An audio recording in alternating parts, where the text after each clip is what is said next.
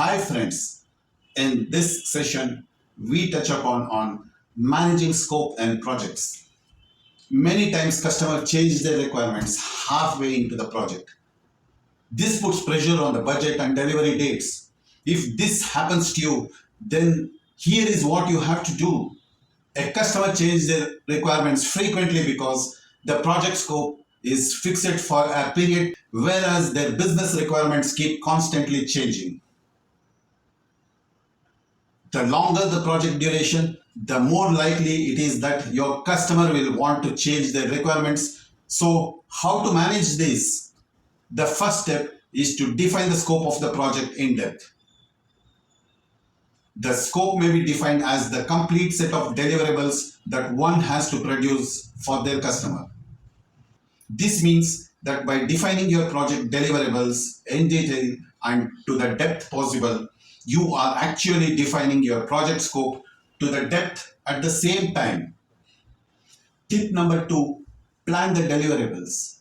When you create your project plan, don't just list the activities that need to be undertaken to complete the project. Instead, group all of the activities in your plan under the relevant deliverables so that you can see which activities contribute to the completion of each deliverable in your project. Upon finishing of each set of activities, you can mark the corresponding deliverable as 100% complete.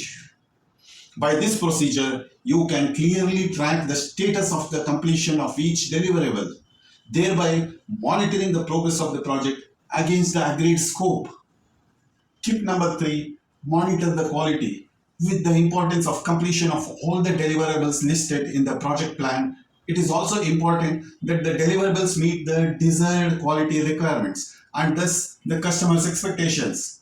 These expectations are referred to as quality targets and they describe how the deliverables will function or perform.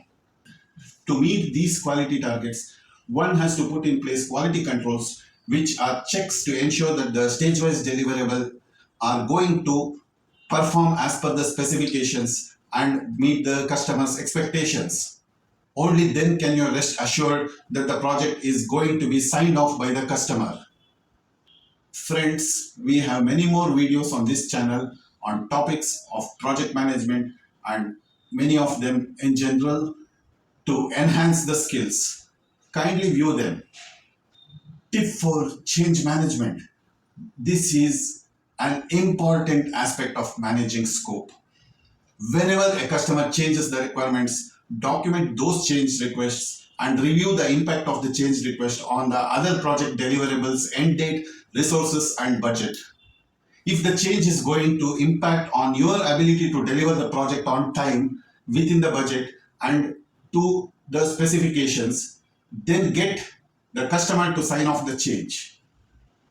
Once the change request is signed off and communicated, you can ask for more money, time or people or whatever it is that you will need to implement the change effectively. Tip number 5, report regularly and promptly. Lastly, report on any changes that have happened and their effect on the project. In case you slip on your project deadline, you can always give a correct assessment of the change requests that impacted the project deadline. The customer will then be more understanding as they probably requested the changes in the first place and your team won't go into crisis mode as most teams do when they are officially late. Hence, by defining the scope at the outset and setting out your deliverables in your plan, then monitoring quality and changes, you can manage the scope of your project in a formal, controlled manner that is acceptable to your customer. Friends, we come to the end of this video. We request you to like the video and subscribe to our channel in the link provided below. Thank you.